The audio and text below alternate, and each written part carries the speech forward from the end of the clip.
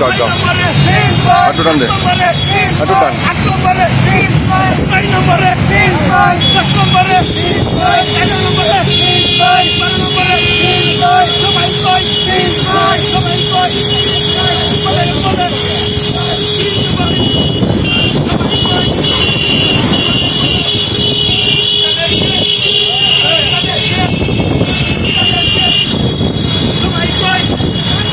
মসজিদের মাঠ এশার নামাজ সমাগত, তাই লম্বা কথা বললে নামাজের সমস্যা হবে। আমরা তো মুসলমান, অনেকেই তো মুসলমান, প্রায় এই জায়গায় উপস্থিত আছি। তার মধ্যে 100 মানুষের মধ্যে প্রায় 95 জন বা 98 জন মুসলমান। কথা ঠিক না বেঠিক?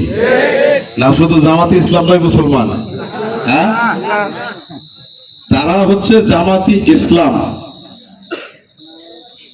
আচ্ছা যাক, ওটা পরে আসা যাক। জাতীয়তাবাদী স্বেচ্ছাসেবক দল 5 নং গাজীর বিটা ইউনিয়ন শাখা কর্তৃক আয়োজিত অধ্যকারী কর্মী সভার সহযোদ্ধা সভাপতি সময়ের সাহসী সন্তান, বিগত দিনে আন্দোলন সংগ্রামে, লড়াই সংগ্রামে রাজপথে যাকে কাছে পেয়েছি, 5 নং গাজীর বিটা থেকে শুরু করে হালুয়াঘাট থেকে শুরু করে ময়মনসিংহ থেকে শুরু করে সেই ঢাকার সুদূর পল্টন ময়দানেও যাকে সাথে পেয়েছি, আমার সহযোদ্ধা স্নেহাশিস যোগাসুদ্দিন, জাতীয়তাবাদী স্বেচ্ছাসেবক দল 5 নং গাজীর পিটা ইউনিয়ন শাখার সফল সদস্য সচিব বলা যায়।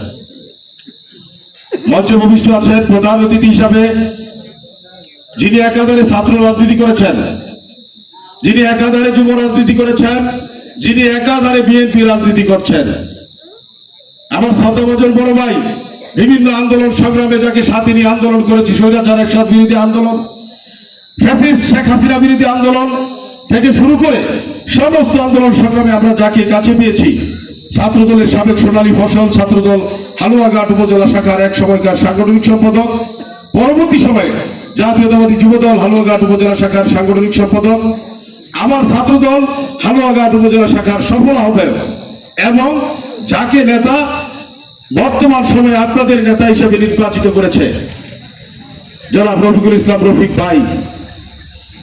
আজকের সভার বিশেষ অতিথি হিসাবে উপস্থিত আছেন জাতীয়তাবাদী দল বিএনপি 5 নং গাজীর বিটা ইউনিয়ন শাখার যুগ্ম আহ্বায়ক, সিনিয়র যুগ্ম আহ্বায়ক সুলতান ভাই। উপস্থিত আছেন জাতীয়তাবাদী স্বেচ্ছাসেবক দল হালুয়াঘাট পৌর শাখার, যাকে নিয়ে আমরা মশাল মিছিল, আন্দোলন সংগ্রাম, রাজপথ দখল, স্বৈরাচার হটানোর আন্দোলনে যাকে সহযোদ্ধা হিসেবে কাছে পেয়েছি, স্নেহাশীষ সহযোদ্ধা আসাদুজ্জামান সুজন। উপস্থিত আছেন কারা নির্যাতিত নেতৃবৃন্দ, উপস্থিত আছেন হালুয়াঘাট উপজেলা শাখার যুগ্ম আহ্বায়ক, হালুয়াঘাট উপজেলা শাখার সদস্যবৃন্দ, ময়মনসিংহ উত্তর জেলা শাখার সদস্যবৃন্দ। আমিও মনে হয় আমার পিছন দিয়েও সময় দৌড়াচ্ছে, আমাকেও সময় ব্যত্যাঘাত করছে। নাহলে আমার ইচ্ছা ছিল এই মানুষগুলোকে সাথে নিয়ে অন্তত পক্ষে 1 ঘন্টা সময় কথা বলার জন্য। প্রিয় বন্ধুরা, সময় কারোর জন্য নদীর স্রোত, এবং সময় কারোর জন্য অপেক্ষা করে কথার উত্তর দিবেন। বক্তৃতা শুধু আমি একা করলে হবে না, বক্তৃতা আপনারাও করবেন। তাহলে বক্তা এবং শ্রোতার মধ্যে যদি সম্পর্ক হয়ে যায়, তাহলে এই বক্তৃতা বলা হবে। কথা ঠিক না বেটি? সামনে যদি মানুষ থাকে, বক্তার কণ্ঠে অনর্গল ভাষায় বক্তৃতা আছে। কথা ঠিক না বেটি? আপনারা যদি সামনে আসতেন আরো খুশি হইতাম। প্রিয় নেতৃবৃন্দ, জাতীয়তাবাদী স্বেচ্ছাসেবক দল যে কারণে আসলাম আগে সেই উদ্দেশ্যটা বলতে হবে না? আমরা কিসের জন্য এসেছি? জাতীয়তাবাদী স্বেচ্ছাসেবক দল 5 নং গাজীর বিটা ইউনিয়নের কয়েকটা ওয়ার্ড নিয়ে আজকে কর্মী সভা করার জন্য। এই কর্মী সভা কিসের জন্য? এই কর্মী সভা কিসের ইঙ্গিত দেয়? এই কর্মী সভা ইঙ্গিত দেয় শীত আসলেই যারা গান বাজনা করে, দেখবেন যারা গান বাজনা করে তাদের শরীরে চুলকানি আসে, তাদের গান বাজনার অভ্যাস আছে। আবার শীত আসলেই আমরা যারা মুসলমান, ইসলামে বিশ্বাসী, আল্লাহ বিশ্বাসী, আল্লাহ রাসূলে বিশ্বাসী, দেখবেন ধর্মসভা হয়। গরমে তো হয় না? গরমে হয়?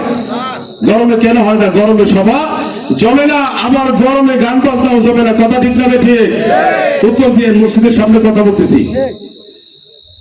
আজকে কর্মী সভার উদ্দেশ্য, বাংলাদেশ জাতীয়তাবাদী দল বিএনপি বিগত 17 বছর লড়াই করেছে, আন্দোলন সংগ্রাম করেছে।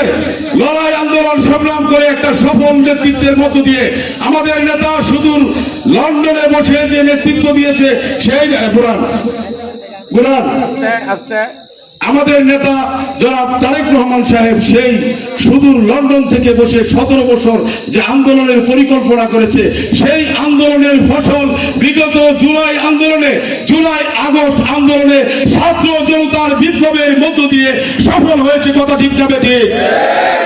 5ই আগস্টে এই বিগত দিনের 17 বছরের ফ্যাসিস্ট সরকারের পতন হয়েছে। এটা ছিল জনগণের চাওয়া, জনগণের আশা, জনগণের প্রত্যাশা। সেই প্রত্যাশার প্রতিফলন ঘটেছে। প্রিয় সাথী বন্ধুরা, উদ্দেশ্যটা কি?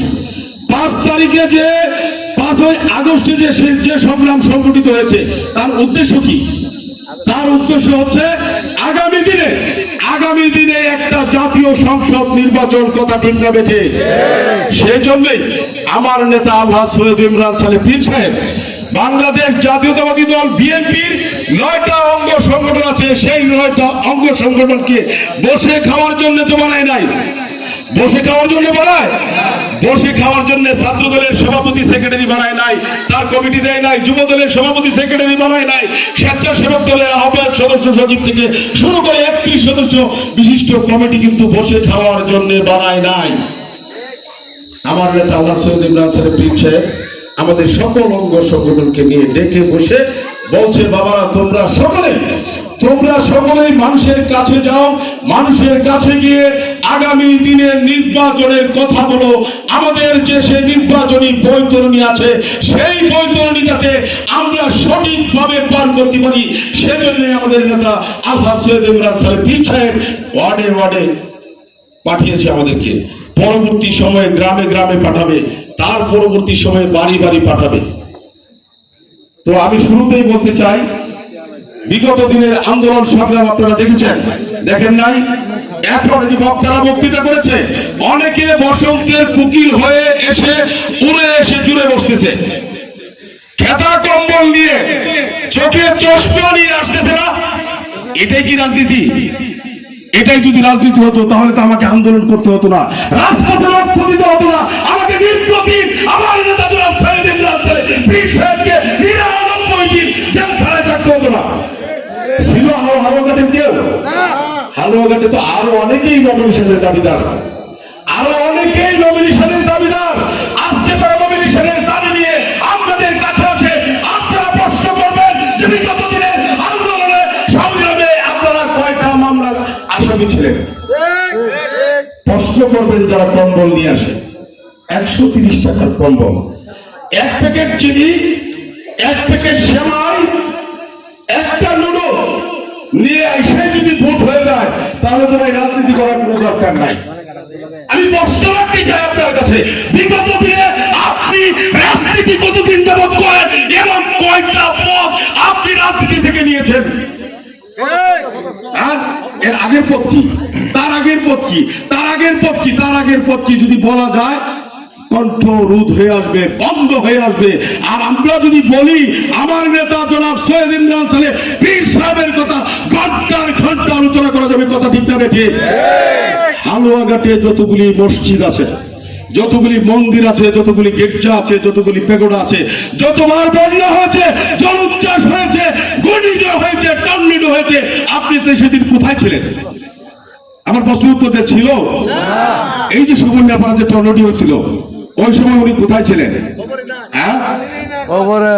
একবার মানুষ সারাদিন যখন ডেলিভার পরিশ্রম করে সন্ধ্যার সময় কি তাকে মাইনে দেওয়া হয় না? সন্ধ্যার সময় মালিক তার কর্মচারীকে বেতন দেয়। ইসলাম বলেছে, ধর্ম বলেছে, শ্রমিকের মজুরি তুমি ততক্ষণের মধ্যে পরিশোধ করো যতক্ষণ সময়ের মধ্যে শ্রমিকের কাম না মুছে যাবে। কথা ঠিক না ঠিক?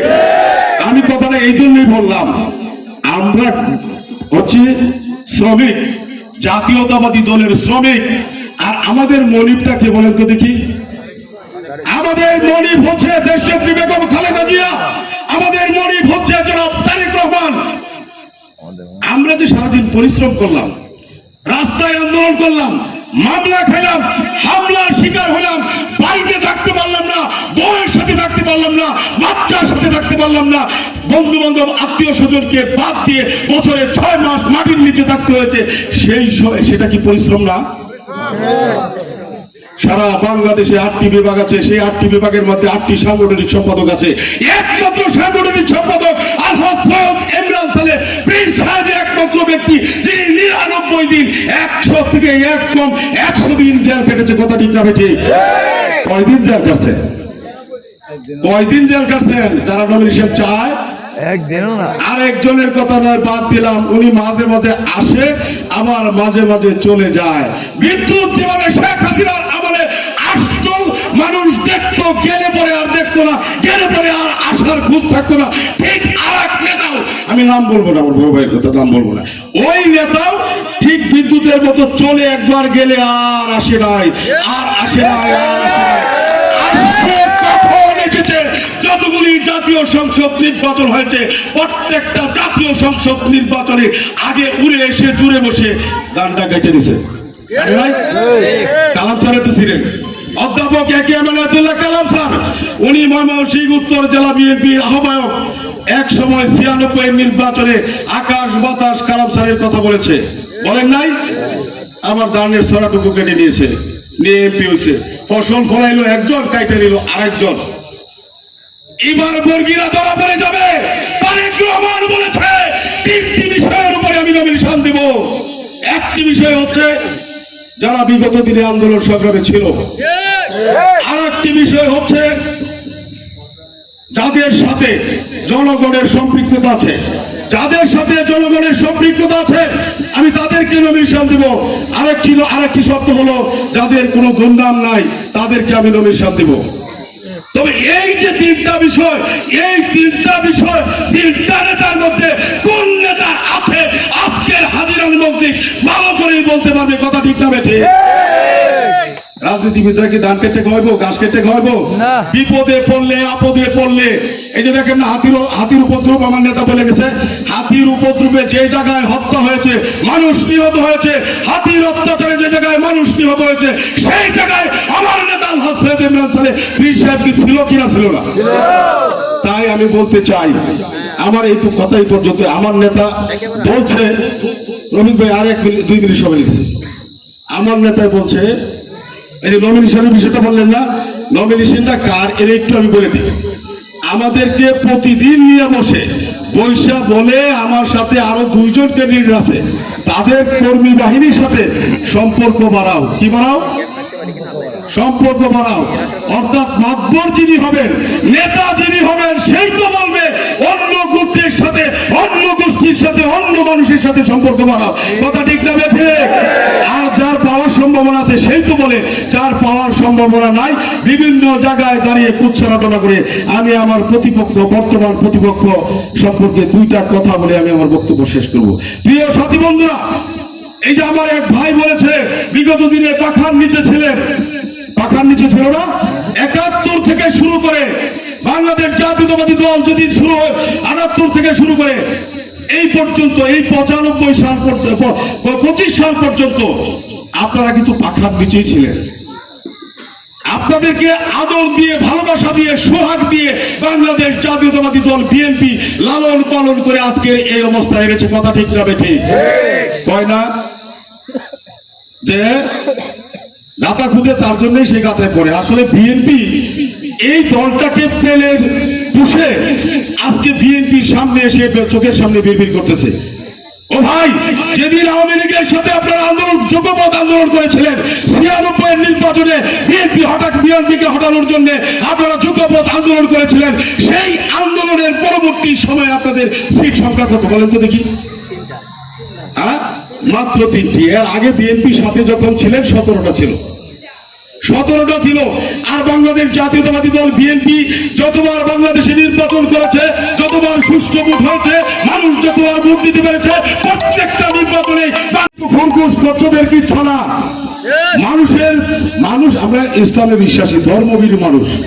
জায়গায় জায়গায় যান, বলেন দাঁড়ি পাল্লায় ভোট দিলে জান্নাত আপনার জন্য ওয়াজিব হয়ে যাবে। নাউজুবিল্লাহ মিন যালিক। কথা ঠিক না ঠিক? দাঁড়ি পাল্লায় ভোট দেওয়া যদি জান্নাতে যাওয়া যায়, তাহলে তো সবাই দাড়ি পাল্লায় ভোট দেবো। হ্যাঁ, এটা কি কোনো ফতোয়া হইলো? এটা কোনো ফতোয়া হইলো? ফতোয়া হইলো না।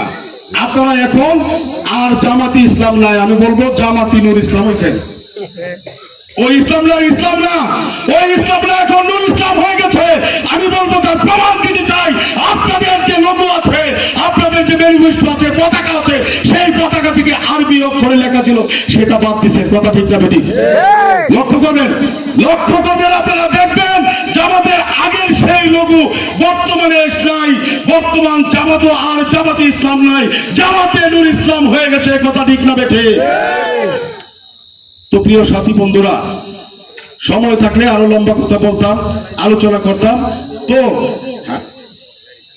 শেষ করে দেয় আমার বড় ভাই, পরীক্ষিত নেতা, আপনাদের নেতা আল্লাহ সৈয়দ মেসালে পীর সাহেব বিশ্বাস করে আস্থা রেখে ওনাকে দায়িত্ব দিয়েছেন। আমরা বলবো আপনাদেরকে, আমরা ছোট ভাই হিসাবে, আপনাদের ছোট ভাই হিসাবে, বন্ধু হিসাবে, আত্মীয় স্বজন হিসাবে আমরা বলবো যে নেতা দায়িত্ব দিয়েছে, আলহামদুলিল্লাহ ওনার নেতৃত্বে 5 নং গাজীর বিটা ইউনিয়নে আগামী দিনের ধানের শীষের বিজয় সুনিশ্চিত ইনশাআল্লাহ। প্রিয় নেতৃবৃন্দ, শেষ কথাটুকু বলে আমি শেষ করতে চাই। বলে যে দুর্নাম বালুর কথা দেখবেন জায়গায় জায়গায় বলে, ওই যে বালুর কথা বলে, মলমের কথা বলে। আমি যদি ব্যাদ কথা কই, বাউল যদি ব্যাদ কথা কয়, তাহলে মানুষ চোখ কানা হয়ে যায়। একটা কথা আছে না? আমি যদি আজকে বালুর কথা এই জায়গায় বক্তৃতা করি, বালুর টাকা কারা দেয় আমি জানি। আমি হালুয়াঘাটের বালু মহল পরিচালনা করতেছি। আমার কাছ থেকে অমুক সাহেবেরা নেয়, তমুক সাহেবেরা নেয়, তমুক সাহেবেরা নেয়, অমুকেও আমাকে টাকা দিয়েছে, তমুকের গোষ্ঠীও আমাকে টাকা দিয়েছে, সকলেই টাকা দিয়েছে। সারা সপ্তাহ শেষে যখন 10 লক্ষ টাকা হয়, 10% মাশাআল্লাহ দেই, আমরা খেতা কম্বল দিই। যদি খেতা কম্বলের কথা যিনি বলেন, উনি যদি হক করে বলেন যে উনি বালুর টাকা ওনার লোকেরা নেয় না, তাহলে আমি চোখে আঙ্গুল দিয়ে দেখিয়ে দেব অমুক অমুক আপনার দলে আছে না নাই, হ্যাঁ আমি দেখিয়ে দেব। আর এক নেতাও কিন্তু বালুর কথা বলে, মাশাআল্লাহ 15%, মাশাআল্লাহ 15%, পাইসি মুডে 45%, মাশাআল্লাহ 15%। এত কথা কয় যে অমুকরা বালু খাইতেছে, মুডে মাত্র আমাদের 20%। আপনারাও কিন্তু কম নিচ্ছেন না, আপনারাও কিন্তু কত পার্সেন্ট? আর আদার্স আপনারাও কিন্তু 10%। তাহলে হালুয়াঘাটের সমস্ত মানুষ এই বালু ব্যবসার সাথে জড়িত আছে, সমস্ত রাজনৈতিক দলের নেতারা জড়িত আছে, এনসিপি জড়িত আছে, জামাত জড়িত আছে, ছাত্র সমন্বয় জড়িত আছে, আমরা সকলেই জড়িত আছি। তাই বালু নিয়ে কেউ কথা বলতে আসবেন না, আসবেন না দয়া করে। ওয়াখিরি দাওয়ানা আলহামদুলিল্লাহি রাব্বিল আলামিন। আসসালামু আলাইকুম ওয়া রাহমাতুল্লাহ।